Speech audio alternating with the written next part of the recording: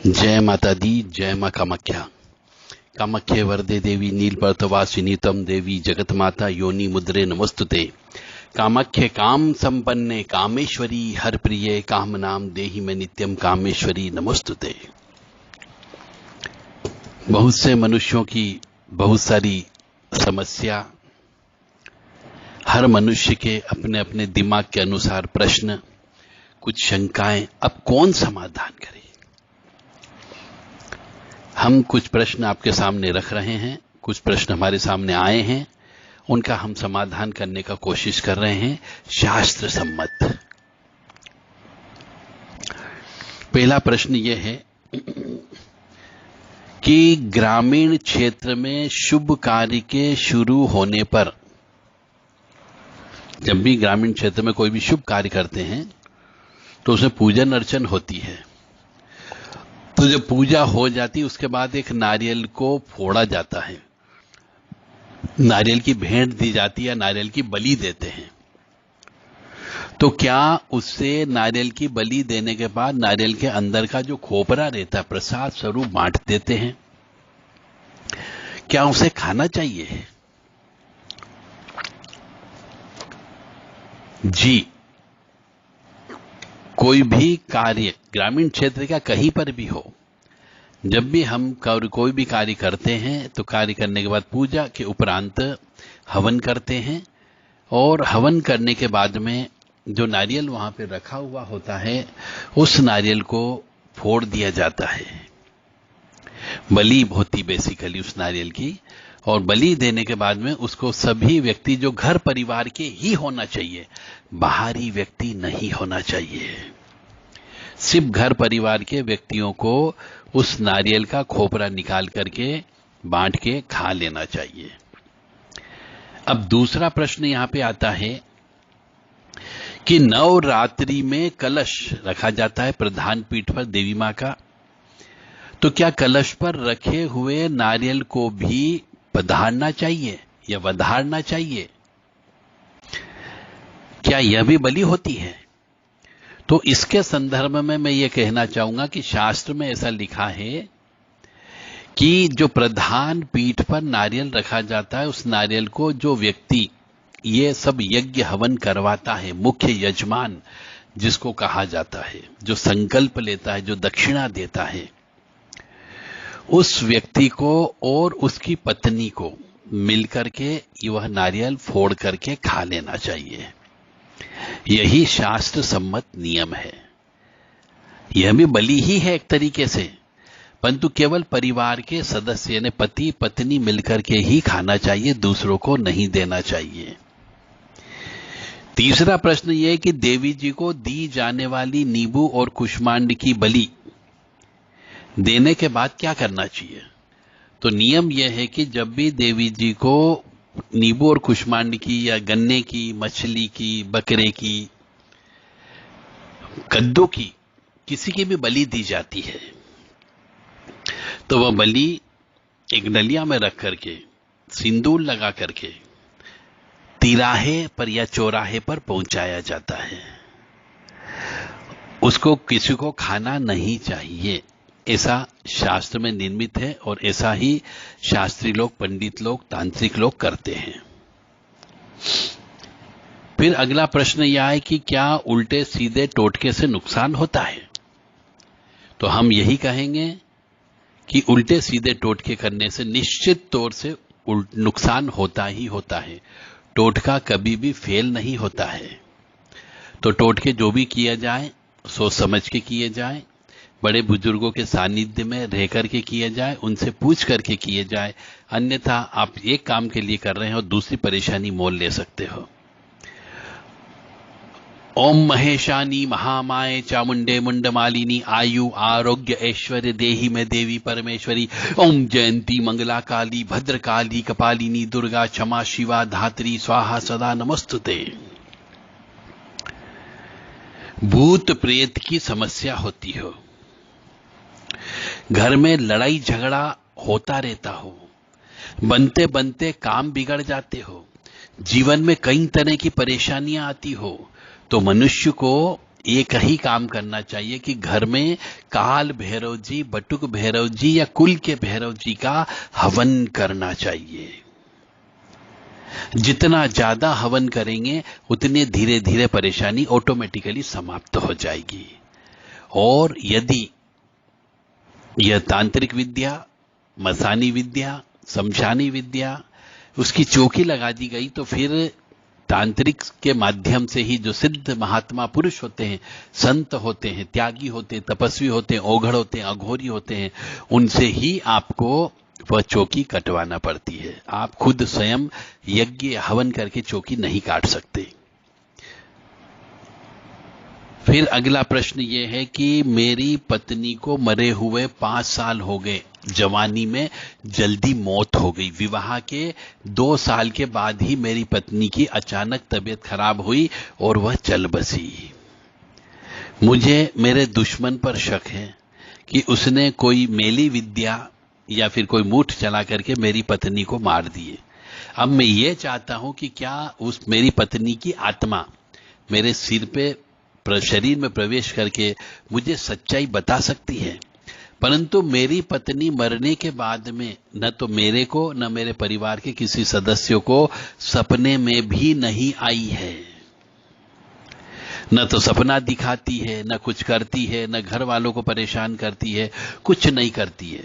तो इसका अर्थ यहां पर यह होता है कि कोई स्त्री यदि इस प्रकार से जवानी में मर जाती है, शादी के बहुत जल्दी मर जाती है, तो तंत्र विद्या से यदि मरी गई है तो वह स्त्री अकाल मृत्यु को प्राप्त होती है और उस तांत्रिक की शक्तियों के बंधन में आत्मा रहती है। इसलिए वो किसी को परेशान नहीं करती, किसी को सपने में भी नहीं आएगी और न दिखेगी और न आपके द्वारा दिए गए पिंडदान, तर्पण और किसी को स्वीकार करेगी। जब तक वह उस तांत्रिक के नियंत्रण में रहेगी तब तक वह स्त्री की आत्मा कुछ भी लेने के लिए न भोजन, जल, प्रसाद, पानी कुछ भी नहीं ले सकती। इसलिए आपको विशेष अनुष्ठान कराना होगा, तांत्रिक से वो चीज छुड़वाना पड़ेगी उसकी आत्मा को। उसके बाद उसके निमित्त आपको पिंडदान, तर्पण करना होगा। हो सकता है आपने 13वीं भी की होगी, 1 साल पूरा होने पर जो सपिंडीकरण करने का काम किया होगा वो भी किया होगा, परंतु न तो सपिंडीकरण जो होता है 11वें महीने में जो पूजा की जाती है वो आपकी स्वीकार हुई है, और न ही आपके द्वारा जो 13वीं के समय पे जो भी दान धर्म किया गया होगा वो भी स्वीकार नहीं हुआ है, क्योंकि उसकी आत्मा किसी तांत्रिक के द्वारा अदृश्य शक्ति को भेज करके मार दी गई है। तो ऐसे में भी मनुष्य को तकलीफ होना स्वाभाविक बात है। तो ऐसी आत्माओं को शरीर में नहीं बुलाया जा सकता क्योंकि वह किसी के बंधन में है। यदि सामान्य अकाल मौत मरती, किसी एक्सीडेंट में मर जाती, सांप के काटने से मर जाती, कुएं में डूब करके मर जाती, करंट लगने से मर जाती, या फिर पानी में डूब करके मर जाती, छत से गिर करके मर जाती, तो उसे अकाल मृत्यु कहते हैं। वैसी आत्मा को शरीर में बुला करके बात की जा सकती है और पूछा जा सकता है कि उसकी मृत्यु का कारण क्या रहा। परंतु यदि किसी तांत्रिक के द्वारा कोई गंदी विद्या, मेली विद्या मूठ करके यदि किसी व्यक्ति की मृत्यु हुई है तो उसे बुलाया नहीं जा सकता। उसके लिए विशेष तांत्रिक विधान का पालन करना पड़ता है, पूजा होती है, फिर उसको उस तांत्रिक से छुड़ाना पड़ता है और छुड़ाने के बाद में फिर उसको मुक्ति भी दिलाना होती है, अन्यथा वो परिवार वालों को परेशान करती है। क्योंकि जब वो आत्मा वापिस आती है तो जिसकी भी वो पत्नी थी उसका विवाह नहीं होने देगी, और विवाह होगी तो जो भी स्त्री आएगी उसके गले में उसको बांधना पड़ता है, तभी उसके बच्चे पैदा होते हैं, अन्यथा वंश वृद्धि नहीं होने देती है और वो दूसरी स्त्री को जो ब्याह करके लाएंगे उसको परेशान करती है। तो उसकी मुक्ति कराना होती है ताकि वह इस योनि से, प्रेत योनि से मुक्त होकर के नए जन्म के लिए प्रस्थान कर दे। जय माता दी, जय मां कामाख्या। और मनुष्य को पान गुटखा छोड़ देना चाहिए, और जगह जगह जो थूकते हैं इससे ग्रह नाराज होते हैं। जगह जगह आप गंदगी करते हो, जगह जगह पीक फैलाते हो, इससे ग्रह नाराज होते हैं और आपके ग्रह में जो बलिष्ठ ग्रह होता है वह भी नाराज हो जाता है। और इसके नाराज होने की वजह से आपके ऊपर परेशानियां आती है, ग्रहों का कष्ट बढ़ जाता है।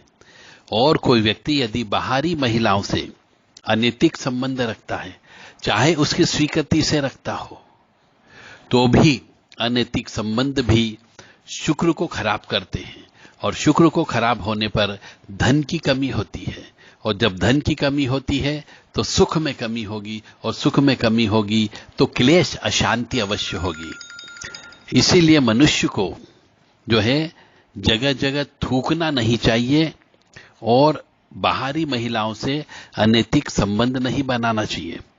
ओम महेशानी महामाये चामुंडे मुंडमालिनी आयु आरोग्य ऐश्वर्य देहि में देवी परमेश्वरी।